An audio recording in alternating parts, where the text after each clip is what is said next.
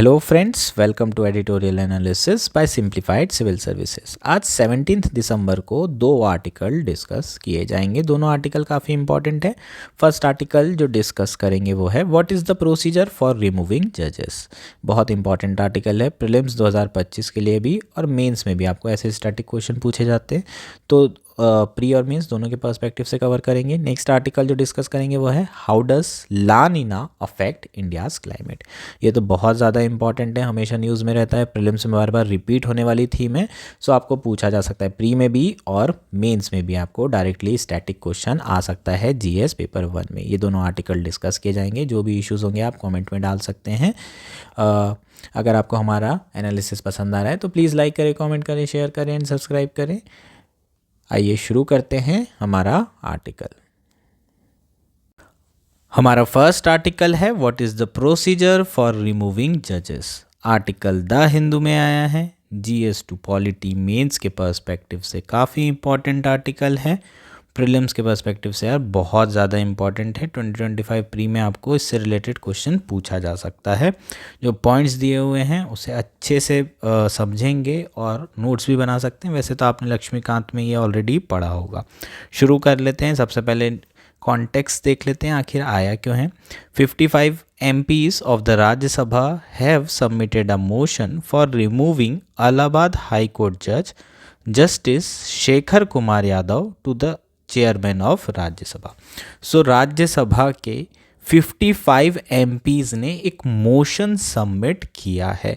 इस मोशन में क्या है? इस मोशन में ये कहा गया है कि जो इलाहाबाद हाई कोर्ट के जज हैं जस्टिस शेखर कुमार यादव, इनको रिमूव किया जाना चाहिए और उसी से रिलेटेड ये मोशन सबमिट किया गया है। किसको किया गया है? ऑब्वियसली राज्यसभा के जो चेयरमैन होंगे उन्हें सबमिट किया जाएगा और इसलिए ये न्यूज़ में आया हुआ है। अब बात कर लेते हैं कि एक्चुअल जो प्रोसीजर फॉर रिमूवल है वो है क्या जजेस की, सुप्रीम कोर्ट के और हाई कोर्ट के, दोनों को आपका पता होना चाहिए।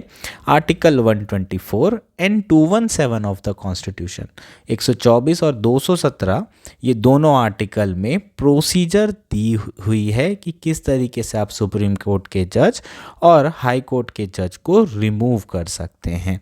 So article 124 and 217 of the Constitution provide that a judge of the Supreme Court oblique High Court shall be removed by precedent on the ground of proved misbehavior or incapacity after a motion is passed in each house of the parliament by majority of the total membership of that house and by majority of not less than 2/3 of the member of that house present and voting special majority in the same session। सो यहाँ पर कुछ की terms हैं, उसको याद रखना है। पहला क्या है? ग्राउंड ऑफ रिमूवल क्या है? प्रूव्ड मिसबिहेवियर और इनकैपेसिटी। ये आपको ध्यान रखना है। ये दोनों चीज़ें अगर ये ग्राउंड रहेंगे तभी एक जज को रिमूव किया जा सकेगा। ये ग्राउंड जब तक प्रूव नहीं होंगे तब तक रिमूव नहीं हो सकते। उसके बाद क्या होगा? उसके बाद जो है जो राज्यसभा है और लोकसभा है, दोनों हाउसेस से ये जो मोशन होगा ये पास किया जाएगा। दोनों हाउसेस से ये मोशन पास होगा, लेकिन उसके लिए आपको जो मेजॉरिटी चाहिए वो क्या चाहिए? 2/3 मेजॉरिटी चाहिए और जो नंबर होंगे प्रेजेंट एंड वोटिंग 2/3 होना चाहिए और ये ग्रेटर देन 272 होना चाहिए। ये क्या है? स्पेशल मेजॉरिटी का क्राइटेरिया है, ये आपको पता होगा। सो आपको एक जज को रिमूव करने के लिए स्पेशल मेजॉरिटी चाहिए होती है। बहुत ही जटिल प्रोसेस है, इतना आसान नहीं है किसी भी जज को रिमूव करना। आसान क्यों नहीं है? अगर आसान बना दिया जाएगा तो कोई भी पार्लियामेंटेरियंस जजेस को रिमूव करने लगेंगे। अगर किसी पार्टी के अगेंस्ट में किसी भी तरह का कोई जजमेंट दे देते हैं जजेस, तो उनको हटाने की कोशिश की जाएगी। सो इंडिपेंडेंस को इंश्योर करने के लिए ये जो प्रोसेस है इसे थोड़ा सा जटिल बनाया गया है, कम्बरसम बनाया गया है, टफ बनाया गया है। The constitution does not provide the term proof misbehaviour और इनकैपेसिटी। ये आपको पूछा जा सकता है ना। तो जो दो ग्राउंड्स हैं आपके दो ग्राउंड क्या क्या हैं, प्रूव्ड मिसबिहेवियर और इनकैपेसिटी। इसे कॉन्स्टिट्यूशन ने डिफाइन नहीं किया है, कहीं पर भी डिफाइन नहीं किया है, और ना ही किसी एक्ट में ये टर्म्स डिफाइन किए गए हैं। ये दोनों पॉइंट आपको याद रखना है। गलती से आपको पूछ लिया कि एक्ट में ऑलरेडी इसे डिफाइन किया गया है तो वो भी सही नहीं होगा। The Supreme Court has opined in various cases that willful misconduct in office, corruption and lack of integrity or any other offense involving moral turpitude would constitute misbehavior. तो सुप्रीम कोर्ट ने अलग अलग वर्डिक्ट में इसे explain किया है, define किया है, पर कॉन्स्टिट्यूशन में नहीं है, ना ही किसी लॉ में है। क्या कहा है सुप्रीम कोर्ट ने, अगर जानबूझकर विलफुली अगर कोई मिसकंडक्ट करते हैं जज ऑफिस में तो वो मिसबिहेवियर में आएगा। करप्शन करते हैं, पैसा ले रहे हैं, ब्राइब कर ले रहे हैं तो भी वो मिसबिहेवियर में आएगा। लैक ऑफ इंटीग्रिटी, अगर होलसम कैरेक्टर उनका सही नहीं है तो भी वो मिसबिहेवियर में आ सकता है। इनकैपेसिटी यहाँ मतलब क्या है, मेडिकल कंडीशन दैट में इंक्लूड फिजिकल और मेंटल इनकैपेसिटी, है ना। तो हो सकता है कि मेंटली इंसॉल्वेंट हो जाए, ऐसे केसेस में भी आप जो है उन्हें रिमूव कर सकते हैं। सो ये आपको ध्यान रखना होगा, काफ़ी इंपॉर्टेंट है। नेक्स्ट बात कर लेते हैं the detail procedure for removal provided in Judges Inquiry Act 1968. It stipulates that the notice of motion for removal should be signed by not less than 50 member in Rajya Sabha and 100 member in Lok Sabha.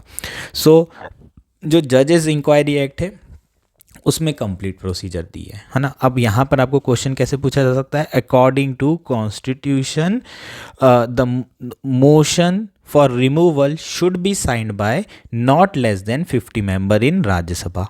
लेकिन according to constitution है क्या, नहीं।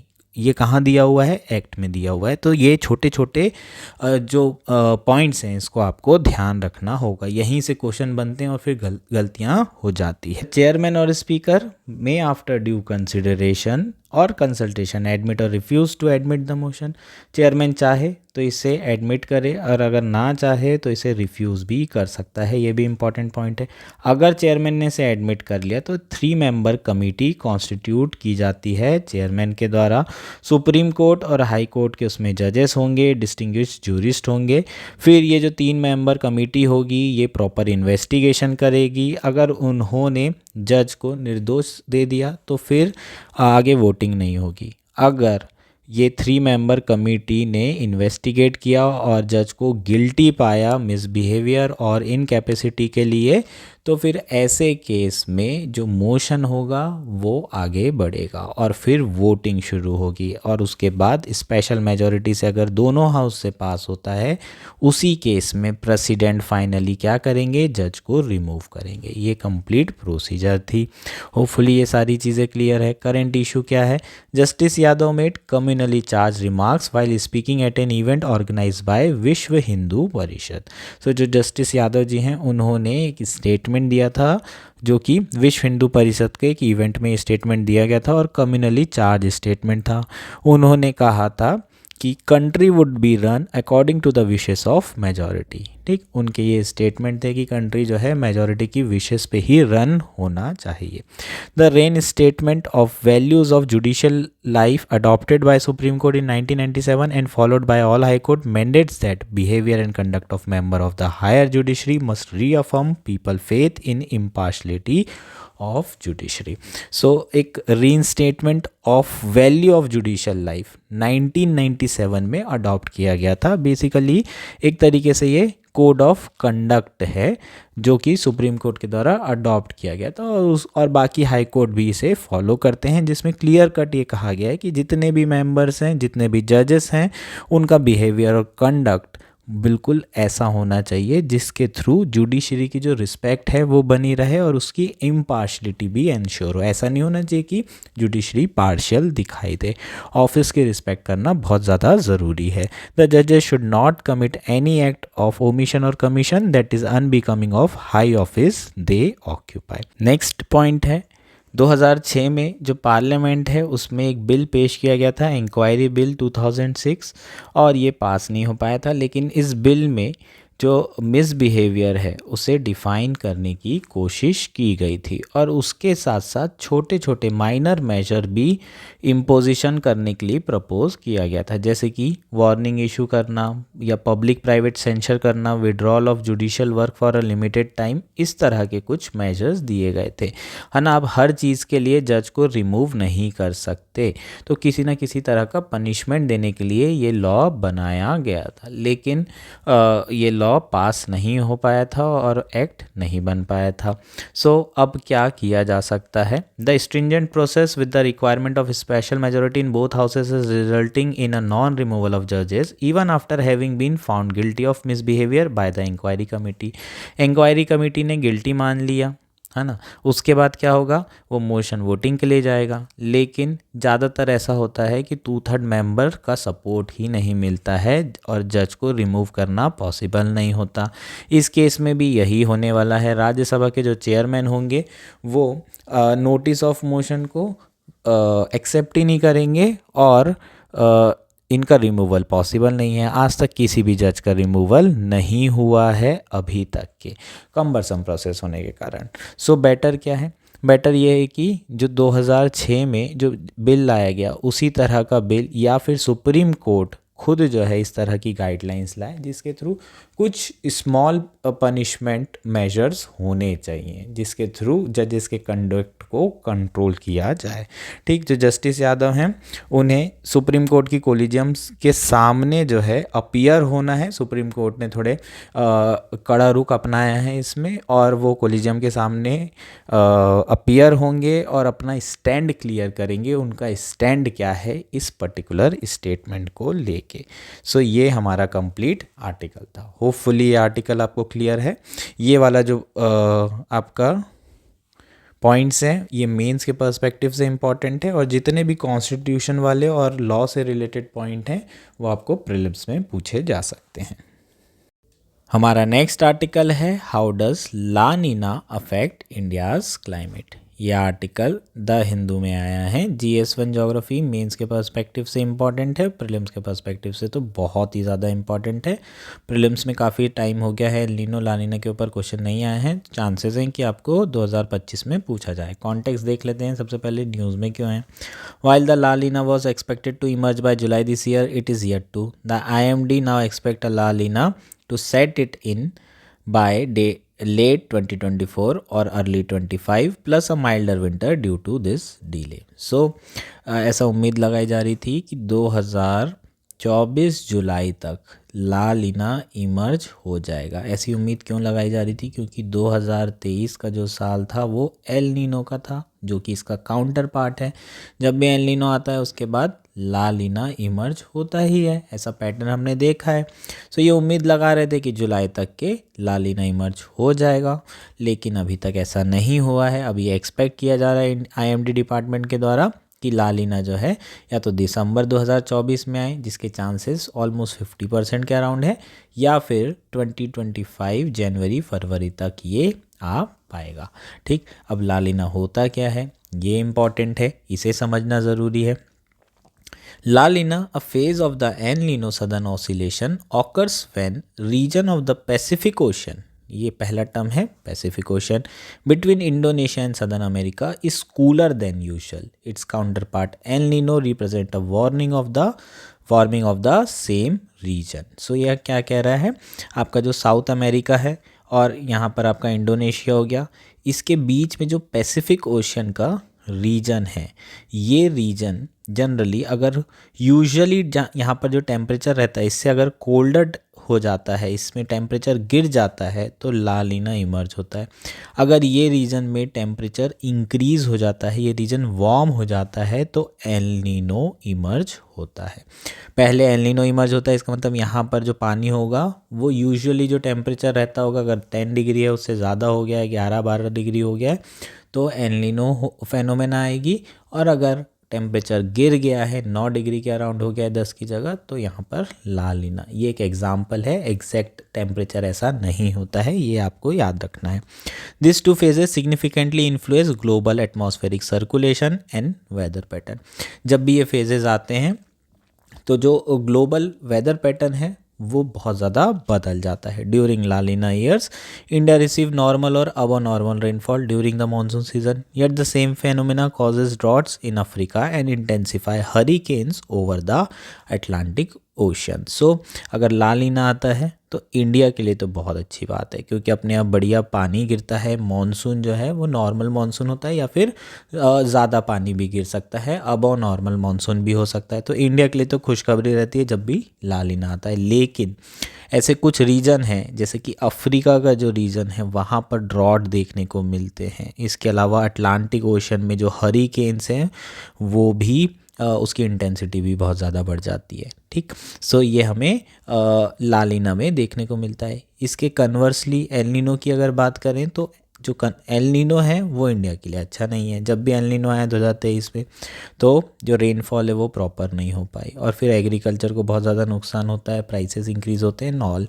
So overall जो rainfall है India में El Nino के समय में अच्छी नहीं होती है। लेकिन कुछ ऐसे एरिया हैं जैसे कि सदर्न यूएस, कैलिफोर्निया वाला एरिया, वहाँ पर बहुत ज़्यादा पानी गिरता है एल नीनो के फेनोमेना के समय में। चीज़ें क्लियर है? This decade begin with 3 consecutive La Nina events. 2020 से 22 तक के 3 ला नीना इवेंट्स हमें देखने को मिले हैं, which is a rare occurrence. Generally पहले एल नीनो आता है, फिर ला नीना आता है, और ये मतलब अल्टरनेटिव साइकिल चलती रहती है। लेकिन पहली बार ऐसा हमें देखने को मिला है कि लगातार 3 साल तक, 3 कंसेक्यूटिव ईयर तक ला नीना इमर्ज हुआ है, और इसी फेनोमेना को ट्रिपल डिप ला नीना कहा जा रहा है। उसके बाद 2023 में एल नीनो है ना। जनरली पहले एल नीनो की जो फ्रीक्वेंसी हुआ करती थी एनसो साइकिल की, वो 7 साल हुआ करती थी, और अब ये 3.5 से 4 साल हो गई। और आने वाले टाइम में जैसे जैसे क्लाइमेट चेंज हो रहा है इसकी फ्रीक्वेंसी बढ़ती जा रही है। क्लाइमेट चेंज में increase the frequency and intensity of both La Nina and El Nino events as the rising sea and land temperature disrupt the Pacific balance. ठीक है, तो क्लाइमेट चेंज के कारण, ग्लोबल वार्मिंग के कारण ओवरऑल जो temperature है वो इंक्रीज़ हो रहा है, और उसके कारण ला नीना एल नीनो की इंटेंसिटी और फ्रीक्वेंसी दोनों इंक्रीज़ हो गई है। Will La Nina emerge this winter? क्या ला नीना इस बार इस विंटर में इमर्ज हो पाएगा, है ना? तो इसके चांसेस रिलेटिवली कम है। ऑलमोस्ट 50% चांसेस हैं, 57% प्रिसाइज अकॉर्डिंग टू आर्टिकल यहाँ पर दिया हुआ है। जनरली जो प्री मानसून पीरियड होता है या फिर मानसून पीरियड होता है उस समय ला नीना इमर्ज हो जाता है। हिस्टोरिकली यही देखा गया है। सिर्फ ऐसा 2 बार हुआ है हिस्ट्री में, जब से डेटा ले रहे हैं 1950 से, जब अक्टूबर और दिसंबर के बीच में ला नीना इमर्ज हुआ हो। तो चांसेस बहुत कम है, 57% चांसेस है कि 2024 में ये इमर्ज हो सकता है कि नेक्स्ट ईयर ही 2025 अर्ली 2025 में ये इमर्ज हो सकता है। The onset of La Neena L Nino can be declared on the basis of many indexes. अब कैसे पता चलता है कि ला नीना आया या नहीं आया, क्या इंडेक्सेस हैं उसके बारे में बात करते हैं। For instance the oceanic Nino index compare the 3-month average sea surface temperature in east central tropical Pacific with the 30-year average.